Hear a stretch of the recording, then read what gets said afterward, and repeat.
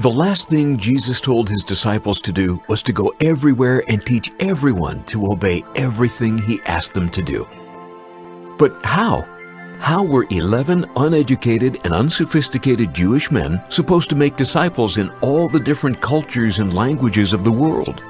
They had no money, no power, no organization, and no leader. And to make matters worse, they were outcasts in their own society and religion. The disciples didn't seem to have anything, and yet they changed everything.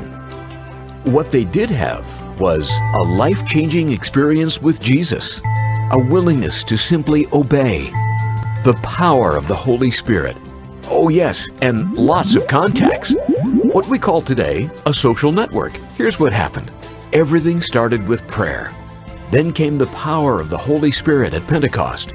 After Pentecost, people visiting Jerusalem from faraway places went home and told their friends and family what God had done.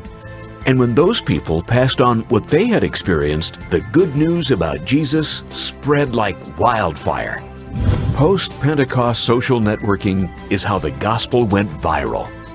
That was over 2,000 years ago. So how are we doing today? There is some good news and some not so good news. The good news, the number of Christians is increasing. The not so good news, the percentage of Christians is stuck.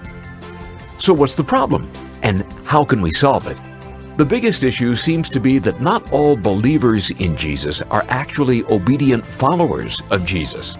The main job of being a disciple of Jesus is to make more disciples. But not many people are doing that today. In the first century, what created a spiritual revolution was disciples making disciples who made disciples. Dozens became hundreds, hundreds became thousands, and before too long, thousands had multiplied to millions. All because ordinary people simply obeyed what Jesus told them to do and taught those who responded to do the same. We think this is an idea whose time has come again.